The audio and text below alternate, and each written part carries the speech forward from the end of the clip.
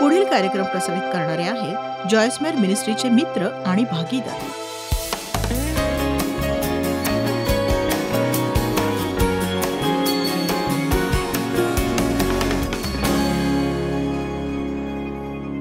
आज मी तुम्हाला सांगणार आहे की जीवन कसं किचकट होऊ लागतं. आता फक्त एकच प्रश्न विचारा की खरंच ही प्रभूची इच्छा आहे का की जीवन इतकं किचकट असावं? कदाचित तुम्ही म्हणाल नाही की ही प्रभूची इच्छा नाहीये. तुम्हाला मान्य आहे का की जीवन फार किचकट झालं? खरंच सगळेच व्यस्त तणावात आहेत. तणावात एक लाखो करोडोंचा व्यवसाय झालाय जो लोकांना शांत राहायला शिकवतो. योहान 10:10 मध्ये येशू असं म्हणतो, पडद्यावर बघूया, तुम्हाला माहीत असेल पण मला हे पाहायचंय, चोर येतो तो फक्त चोरी, घात आणि नाश करावयास, पण मी तर त्यांना जीवन मिळावं म्हणून आलोय, विपुल असं जीवन देण्यासाठी, विपुल असं जीवन मिळावं म्हणून. विपुल जीवन देण्यासाठी जे उचंबळून वाहतं. आणि मी हे अगदी सहज म्हणू शकते की जर तुम्ही उद्देशहीन असं जीवन जगाल तर जीवनाचा आनंद घेऊ शकणार नाही. कारण सैतानाने सगळीकडे आनंद शोषून घेणारे ठेवलेत आणि ते सगळीकडे आहेत. असे लोक जे तुमचा आनंद हिरावून घेतात. आणि जीवन जर किचकट असेल तर निश्चितच ते आनंददायी असणार नाही, कारण त्यामुळे आनंद मरून जातो. तर जीवन खरंच इतकं किचकट आहे का की हा फक्त आपला दृष्टिकोन आहे जीवनाकडे पाहण्याचा? मला आठवतं मी माझ्या दिनचर्येविषयी तक्रार कुरकुर करायचे, कुणी हे सगळं करणारं नाहीये आणि मी खरंच खूप व्यस्त आहे, मलाच सगळं एकटीला करावं लागतंय, काय करू, लोकांच्या माझ्याकडून अपेक्षा आहेत, ब्ला ब्ला ब्ला. आणि प्रभू माझ्या हृदयाशी बोलला, तुझी दिनचर्या तूच बनवली आहेस, तुला पटत नसेल तर बदलून टाक. आणि हेच मला तुम्हाला सांगायचंय की तुम्हीच तुमची दिनचर्या बनवली आहे. जे काम तुम्हाला करायचे तेही तुम्हीच निवडलंय. तुम्ही ते सहजपणे बदलू शकता, नाही का? फक्त तुम्हीच ते बदलू शकता. प्रभूची अशी अपेक्षा नाहीये की आपल्या कामाविषयी आपल्याला धूसर दिसावं आणि आपल्याला याची कल्पना नसावी की आपण काय करतोय. काहीही असो, पण आपण आपलं काम स्पष्टपणे पाहायला हवं.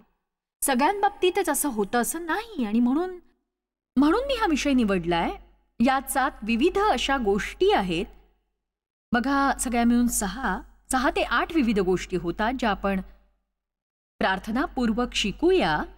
पण त्याआधी मला हे सांगायचंय की तुम्ही हा दृढ निश्चय करायला हवा की तुम्ही आपला दृष्टिकोन बदलाल जरूर. जीवन बदलू शकतं आणि तसं झालं तर ते आणखी वाईट होईल. आणि शेवटचे दिवस जसे जवळ येतील तशी परिस्थिती वाईट होत जाईल. पण देव आपल्या सोबत आहे म्हणून घाबरण्याची गरज नाहीये. आणि माझ्या मते ही उत्कृष्ट वेळ आणि महान सुसंधी आहे विश्वासणाऱ्यांसाठी की त्यांनी प्रकाश बनून चमकावं. पण प्रथम आपला जीवनाकडे बघण्याचा दृष्टिकोन बदलायचा निश्चय आपल्याला घ्यावा लागेल. आणि बायबल असं शिकवतं की आपण जगाशी एकरूप होऊ नये. जगाशी एकरूप व्हायला आपण जगातल्यांसारखे नाही आहोत. आपलं रूपांतर व्हायला हवं मनाच्या पूर्ण नवीकरणाने. म्हणून आपली विचारसरणी आपण बदलायला हवी. निश्चय करा की तुम्ही आपल्या जीवनाचा आनंद घ्याल. आणि निश्चय करा की प्रत्येक वेळी तुम्ही जे काही कराल, आता नीट ऐका, काहीही काम करताना जर तुम्हाला कशाचा त्रास होत असेल तर तुम्ही ते सुलभ बनवण्याचा प्रयत्न कराल. ऐकलत तुम्ही?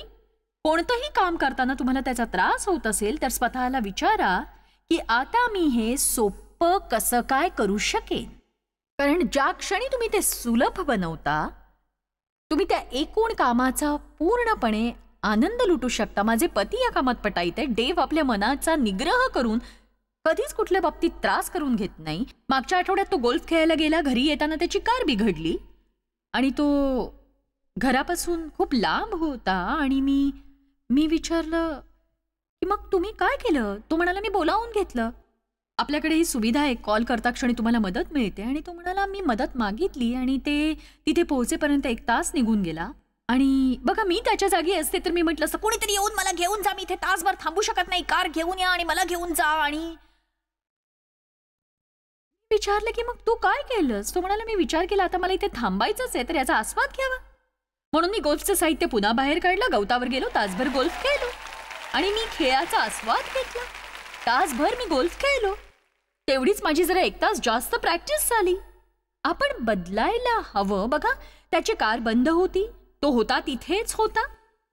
त्याच्याकडे 2 पर्याय होते. एकतर तो सहज म्हणू शकत होता, मी आता इथे आहे आणि तरीही मी याचा आस्वाद घेईन, नाहीतर तो आपली स्थिती निराशाजनक बनवू शकत होता आपल्या चुकीच्या प्रतिक्रियेने. आणि जर आपण आपलं वागणं बदलण्याची जबाबदारी उचलली नाही तर आपल्या जीवनात काहीच बदलणार नाही. आपण प्रत्येक वेळी आनंद घेऊ शकू जर आपण समजूतदारपणे तशी योजना आखली तर. प्रभूच्या बाबतीत काहीच किचकट नसतं. तारणाची योजना इतकी सोपी आहे की बुद्धिमान लोकांना ती समजतच नाही. देवाने जगावर एवढी प्रीती केली की त्याने आपला एकुलता एक पुत्र दिला, यासाठी की जो कोणी त्याचवर विश्वास ठेवतो त्याचा नाश होऊ नये तर त्याला सार्वकालिक जीवन मिळावे. किती सोपं. प्रभू आपल्यावर प्रीती करतो. आपण पापी आहोत, स्वतःला मदत करू शकत नाही. आपण येशूवर विश्वास ठेवला की त्याने आपल्या पापांसाठी स्वतःचा प्राण दिला तर आपल्या सर्व पापांची क्षमा होईल आणि तो येऊन आपल्या हृदयात वास करेल. आपलं नाव कोकऱ्याच्या जीवनाच्या पुस्तकात लिहिलं जाईल आणि आपला इथला प्रवास संपल्यावर आपण स्वर्गामध्ये सर्व काळ त्याच्यासोबत राहू. कुणाला हे आवडणार नाही सांगा?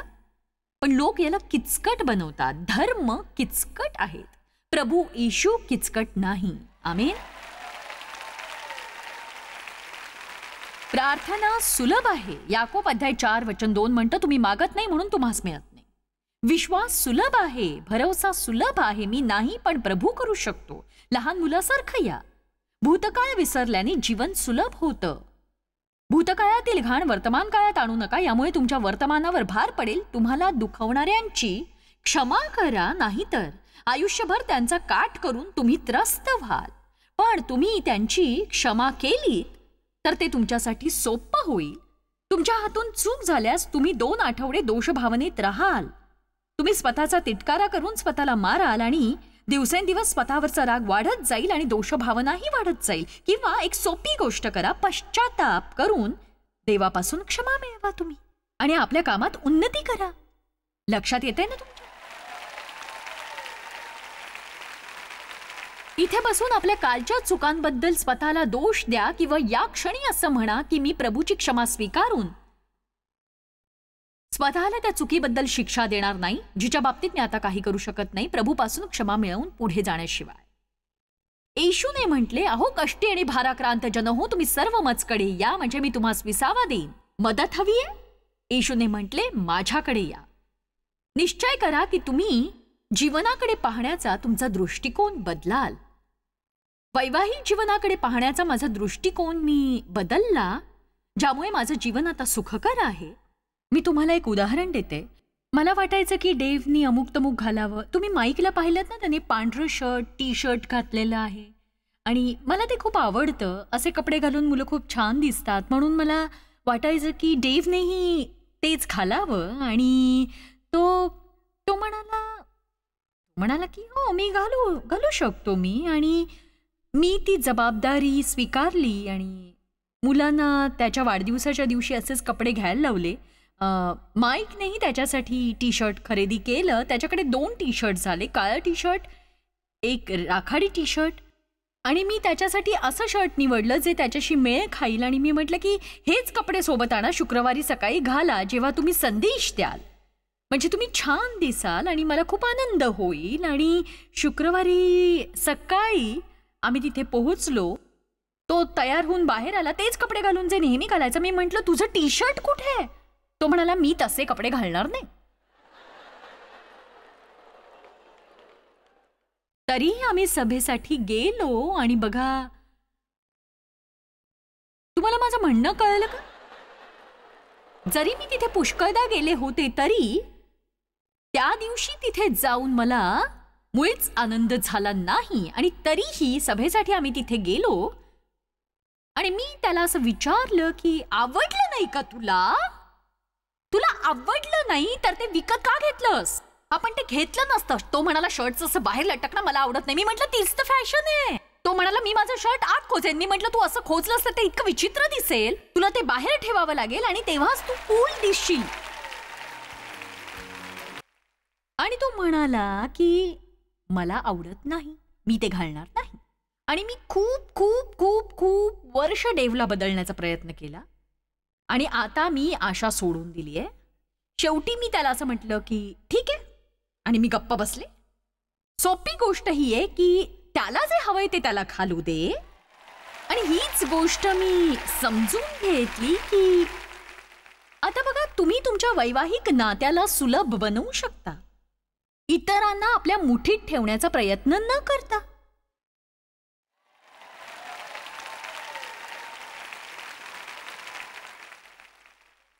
मला कळलं की त्याला त्याची स्टाईल बदलायची नसेल तर ती त्याची इच्छा आहे.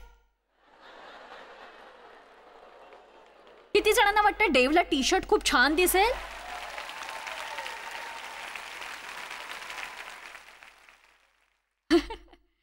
मी ओळखलं की मी या बाबतीत गप्प राहिले तर तो कदाचित ते घालेलही. ठीक आहे, मी तुम्हाला एक गोष्ट सांगते. ही एक खरी घटना आहे आणि जे काही चाललं होतं त्यात मी कशी गुंतले तेच मला कळलं नाही. बऱ्याचदा आपल्याला कळतच नाही की काही प्रसंगी आपलं वागणं असं का असतं ते आपल्याला नाही कळत. आपण प्रभूच्या ज्ञानात वाढतो आणि प्रकटीकरणात वाढल्यानंतर आपण असं म्हणतो, ओ त्या प्रसंगातून जात असताना मी म्हणूनच असं वागून स्वतःला त्रास दिला होता. मी माझ्या जीवनात नेहमीच सोप्या गोष्टींना किचकट करायचे, पण प्रभूच्या दयेने मी आता त्यावर मात केलीये. मला कशाचाही अतिरेक करण्याची सवय आहे आणि जसं मी स्वयंपाक केल्यास त्याचा अतिरेक होतो, किंवा मला एखादी गोष्ट आवडली तर ती माझ्याकडे 3-4 रंगांमध्ये असते, पण बाकीचे 3 रंग घालायची वेळच यायची नाही जे मला आवडले होते आणि शेवटी मी ते देऊन टाकायचे. आणि आता मी या गोष्टी मी आता सोप्या केल्या आहेत आणि मी हे हेतुपूर्वक केलेलं आहे. मी अनेक वर्ष यावर मात करू पाहत होते आणि सुलभतेवर काही पुस्तकं विकत घेण्यासाठी मी गेले तेव्हा मला धक्का बसला, कारण या विषयावर काहीच लिहिलेलं नाहीये. आणि मग मी एक पुस्तक लिहिलं, 100 Ways to Simplify Your Life. तेव्हा तुम्हाला या बाबतीत मदत हवी असेल तर कॉल करून हे साहित्य मागवा. मला आठवतंय काही वर्षांपूर्वी, आता या घटनेला 35 वर्ष झाली, तेव्हा मला देववचनाचं सखोल ज्ञान नव्हतं आणि मी खूपच कर्मठ अशी होते. येशूशी जवळचं नातं प्रस्थापित होण्यापूर्वी माझ्यात फक्त धर्मच भरलेला होता. आणि एका रविवारी सभेनंतर मी अविचाराने असं म्हणाले की तुमच्यापैकी किती जण अविचाराने काही बोलता? मी विचार न करता असं म्हटलं की तुम्ही असे नाही आहात का? मी 2 जोडप्यांशी बोलत होते आणि पुढच्या रविवारी सभेनंतर तुम्ही माझ्या घरी या, आपण बर्गर्स आणि बिर्याणीवर ताव मारूया आणि आपण एकमेकांच्या सहवासाचा आनंद घेऊया. ते म्हणाले की हो, आम्ही येऊ. मला खूप आनंद झाला की आता खूप मजा येईल आणि मी याच विषयावर विचार करू लागले की, आणि मी खूप विचार केला आणि मी आता म्हटलं त्यांना आमंत्रण तर दिलंय आणि आता जर मी त्यांना बोलावलं नाही तर ते नाराज होतील आणि म्हणून आता त्यांना आमंत्रित करण्याशिवाय पर्याय नाही. आणि मग त्यांची मुलंही येतील आणि एका जोडप्याच्या मुलांना इन्व्हाइट केलं तर दुसऱ्या जोडप्यांच्या मुलांना इन्व्हाइट करावंच लागेल, म्हणजे खूप माणसं वाढली. आणि मग अशा पद्धतीने एका आठवड्यात 4चे 20 जण झाले आणि माझी 2 किलोची बिर्याणी 5 किलोची झाली. बटाट्याचे काप करण्यात तर पूर्ण दिवस गेला असता. बटाट्याचे चिप्स चालणार नव्हते, बटाट्याचे कापच बनवावे लागणार होते, तेही घरच्या घरी. आणि माझं अंगणही तितकंसं व्यवस्थित नव्हतं. फुलझाडं लावून ठेवली, तंदूर भट्टी रंगवून ठेवली आणि ते सगळे येणार असल्यामुळे मला त्यांना प्रभावित करण्यासाठी धडपड करणं गरजेचं होतं. साफसफाई करण्यात आठवडा घालवला, अगदी मरमराट करून मी स्वच्छता केली, माझं घर अगदी चकाचक केलं. ते लोक आले, त्यांच्यात मला रस नव्हता. मी काम करून इतकी थकून गेले होते की ते का आले असं मला वाटलं आणि मी डेव्हवर चिडले, कारण तो मला मदत करण्याऐवजी दर शनिवारी गोल्फ खेळायला आरामात निघून जायचा. कसं काय करायचं तो हे असं.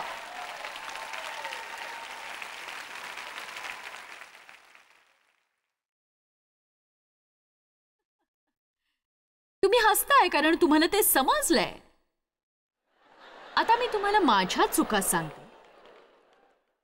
सर्वप्रथम मी माझं घर दाखवून त्यांना प्रभावित करू इच्छित होते. मेजवानी देऊन मला मोठेपणा मिरवायचा होता. इतरांना प्रभावित करण्यासाठी जगाल तर मग सगळं काही किचकट होऊन जाईल. आपल्या आयुष्यातला क्लिष्टपणा दूर करण्याचा एकमेव मार्ग आहे की तुम्ही जसे आहात तसेच राहा आणि फक्त प्रभूला प्रभावित करण्यासाठी जगा. हा विचार करू नका की लोकांना तुमच्याबद्दल काय वाटेल. आणि ही माझी दुसरी चूक होती. मी अशा गोष्टी करायची ज्या माझ्या आवाक्यात नव्हत्या. बर्गर्स देणं माझ्या आवाक्यात नव्हतं आणि डेव्हची आणि माझी आर्थिक स्थिती खरंच खूप नाजूक होती आणि आमची बिलं भरण्यासाठी आम्ही प्रभूवर विसंबून होतो आणि मी त्या लोकांना बर्गर्स खाऊ घालत होते ज्याचा मला तिरस्कार वाटत होता आणि ज्यांना मी हा विचार करून बोलावलं होतं की मी त्यांना बोलावलं नाही तर त्यांना काय वाटेल. आणि इथे कोणी माझ्यासारखं आहे का सांगा. मी अनेक लोकांना बोलावलं होतं यासाठी की मला आनंद मिळावा. मी त्यांना चुकीच्या हेतूने बोलावलं होतं. मी स्वतःवर त्या सगळ्या जादा कामांचा भार लादला जे करण्याची काही गरज नव्हती. मी स्वतःवर ते ओझं लादलं ज्याबद्दल मी डेव्हला दोषी ठरवलं.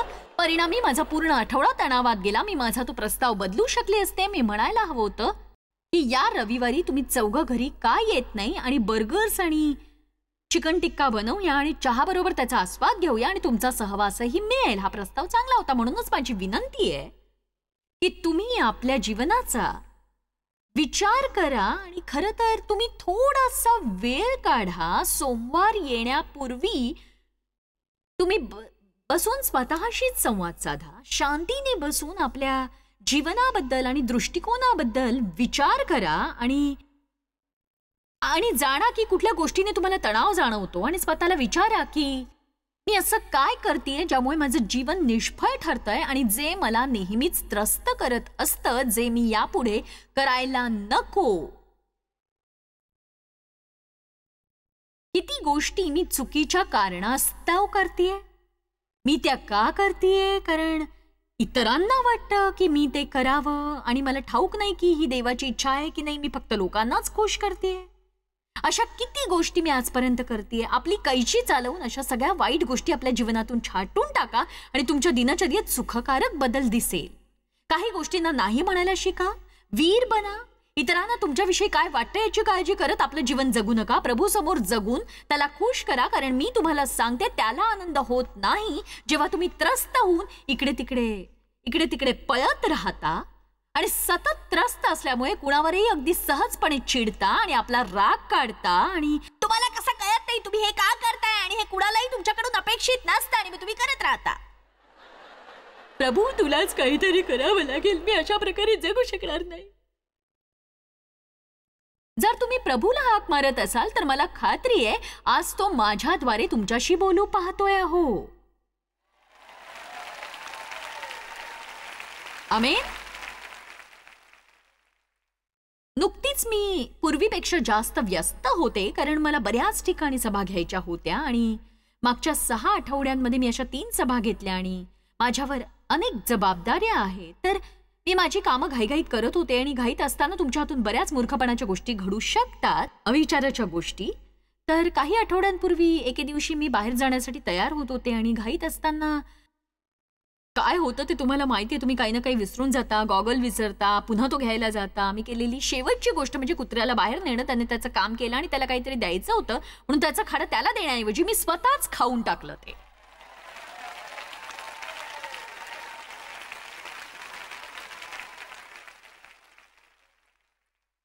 आणि मला असं वाटलं की आता मी हे थांबवायला हवं. दुसऱ्या दिवशी मी माझे मळलेले कपडे बादलीत भिजवायचे तर मी ते कचरा पेटीतच टाकले. आणि मागच्या आठवड्यात मी कारने चालले होते. माझ्या एका हातात माझी पर्स होती आणि नशीब मी कपडे घातले होते. माझ्या दुसऱ्या हातात माझा पायजमा लटकत होता.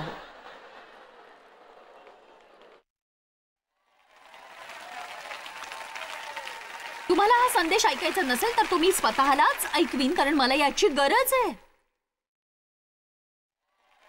लक्षात घ्या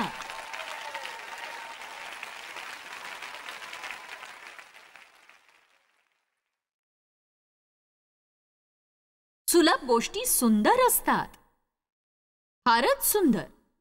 बघा, जेव्हा तुम्ही मागे वळून त्या गोष्टींकडे पाहाल ज्या तुमच्यासाठी महत्वाच्या आहेत, तेव्हा कळेल की ज्या सुट्ट्यांसाठी तुम्ही कर्ज घेतलं होतं तिथे जाऊन तुम्ही इतके व्यस्त झालात की तिथून परतल्यावर अति थकव्यामुळे तुम्ही 3 आठवडे सतत तक्रार करत होतात. आणि ज्या सुट्ट्यांसाठी कर्ज काढलं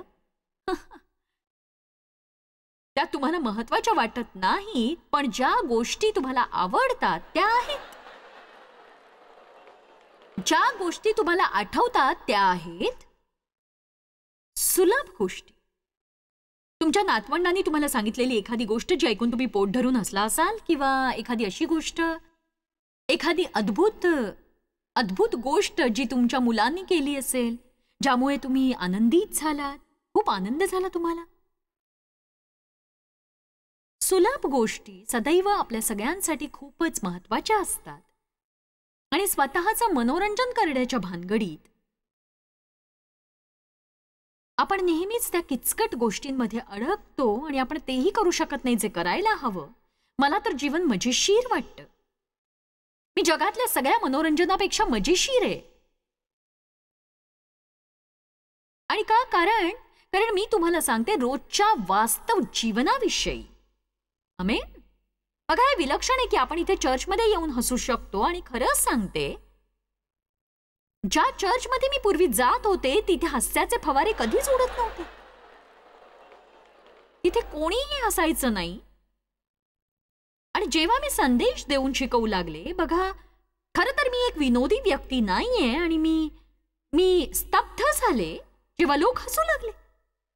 माझ्या मते प्रभूची इच्छा आहे की आपण हसावं आणि आपल्या जीवनाचा आनंद आपण लुटावा आणि हर्षाने हसत राहावं. प्रभूची इच्छा नाहीये की आपण तणावात जगावं, रागात जगावं, त्रासात जगावं, निराशेत जगावं आणि म्हणावं की मला हे सहन होत नाही. मी अशा जीवनापासून तोंड फिरवले आणि मी प्रार्थनेत होते की माझं जीवन बदलावं आणि माझी अवस्था बदलावी. आणि 3 वर्षापूर्वीच सगळं काही बदललं. आता यात बदल होणार नाही. चला, तुम्हाला या गोष्टी कळल्या का? आपलं जीवन सुलभ होण्यासाठी दुसरी गोष्ट ही आहे की मुख्य गोष्टीला लक्ष बनवा. अशा काही मुख्य गोष्टी आहेत ज्यांच्यावर प्रत्येकाने आपलं लक्ष केंद्रित करायला हवं. मुख्य गोष्ट काय ते मला ठाऊक आहे. नंबर 1 प्रभू, नंबर 2 माझा नवरा, माझी मुलं, माझी नातवंड, नंबर 3 माझं सेवा कार्य जे प्रभूने मला सोपवून मला खूप आशीर्वादित केले. तेव्हा या गोष्टींवर लक्ष केंद्रित करण्यासाठी मला अन्य गोष्टींना नाही म्हणावंच लागेल. प्रत्येकाला ते आवडत नाही, पण प्रभूला आवडतं. आणि जेव्हा तुम्ही इतरांपेक्षा प्रभूला खुश करता तेव्हा तुमच्या जीवनात पुष्कळ गोष्टी बदलतात. मुख्य गोष्टींना आपलं लक्ष बनवा. स्तोत्रसंहिता 24 माझ्यासाठी जीवन परिवर्तन करणारं ठरलं. आणि हे खरं आहे. आपल्या जीवनात अशा गोष्टी घडतात जेव्हा आपण म्हणतो की तो एक क्षण होता, माझं जीवन बदलणारा एक क्षण. आपण बघूया स्तोत्रसंहिता अध्याय 27 वचन 4. एक गोष्ट, आणि खरं तर सुलभचा अर्थ आहे एक. परमेश्वराकडे मी एक वरदान मागितलंय, त्याच्या प्राप्तीसाठी मी झटेन. आणि ते हे की आयुष्यभर परमेश्वराच्या घरात माझी वस्ती व्हावी, म्हणजे मी परमेश्वराचे मनोहर रूप पाहत राहीन व त्याच्या मंदिरात मी ध्यान करीन. मी परमेश्वराची मोहकता, सुंदरता, मधुरतेवर दृष्टी लावीन, त्याच्या मंदिरात त्याचं ध्यान करीन. आता बघा, इथे बरेच शब्द दिलेत, पण आता मी मूळ वचन वाचते. परमेश्वराकडे मी एक वरदान मागितलंय, त्याच्या प्राप्तीसाठी मी झटेन. ते हे की आयुष्यभर परमेश्वराच्या घरात माझी वस्ती व्हावी. एक गोष्ट प्रभूने मार्थाला सांगितली की मरियेप्रमाणे तिनेही प्रभूला स्थान द्यावं, कारण याच गोष्टींचं अगत्य आहे. एक गोष्ट मला तुम्हाला सांगायची आहे. जर तुमच्या जीवनात प्रभूला स्थान नसेल तर तुम्ही आपल्या जीवनात आनंद आणि शांती मिळवणं विसरून जा. तुमच्या जीवनात सगळं काही अर्थहीन असेल आणि प्रभू ते अर्थपूर्ण होऊ देणार नाही, कारण तो ईर्ष्यावान देव आहे आणि तो त्या सर्व गोष्टींविषयी ईर्ष्या बाळगतो ज्या आपल्यासाठी इतक्या महत्वाच्या आहेत की त्या प्रभूचा वेळ चोरतात. आपल्या दिनचर्येत प्रभूला कोंबणं सोडून द्या आणि आपली दिनचर्या प्रभूला केंद्रस्थानी ठेवू नका. आमेन. प्रभूला प्रथम ठेवा काहीही काम करण्यापूर्वी, कारण आधी प्रभूचं राज्य आणि त्याचं नीतिमत्व मिळवा, म्हणजे या सर्व गोष्टी तुम्हा सहज प्राप्त होतील. जर तुम्हाला वाटतंय की तुमचं जीवन खूपच किचकट आहे, तर आज तुम्ही ते सुलभ बनवू शकता. मत्तई अध्याय 11 वचन 28 म्हणता, हो कष्टी आणि भाराक्रांत जन हो, तुम्ही सर्व माझ्याकडे या, म्हणजे मी तुम्हास विश्रांती देईन. तुम्ही प्रभूजवळ आलात तर तो तुम्हाला अशा गोष्टी दाखवेल ज्यामुळे तुमचं जीवन फारच सुलभ असं होईल, म्हणजे तुम्ही आपल्या जीवनाचा आनंद लुटू शकाल. जॉयस मेयर मिनिस्ट्रीज करता तुम्ही खूप मौल्यवान आहात. आम्हाला तुमचं कौतुक आहे आणि जगभरामध्ये हे सेवा कार्य शक्य करण्याकरता आम्ही आमच्या मित्रांचे आणि पार्टनर्सचे आभारी आहोत. आम्ही एकत्रितपणे भुकेल्यांना खाऊ घालतो, गरिबांना वस्त्र देतो आणि राष्ट्रांना सुवार्ता सांगतो. तुमच्या प्रार्थनेच्या विनंती करता आमच्याविषयी आणखी माहिती मिळवा. जॉयसच्या कॉन्फरन्सच्या तारखा पहा आणि ख्रिस्ताची प्रीती जगभरामध्ये पसरवण्याकरता आमचे सहभागी व्हा. याचा सर्व खर्च जॉयस मेयर मिनिस्ट्रीचे मित्र आणि भागीदार करत आहेत.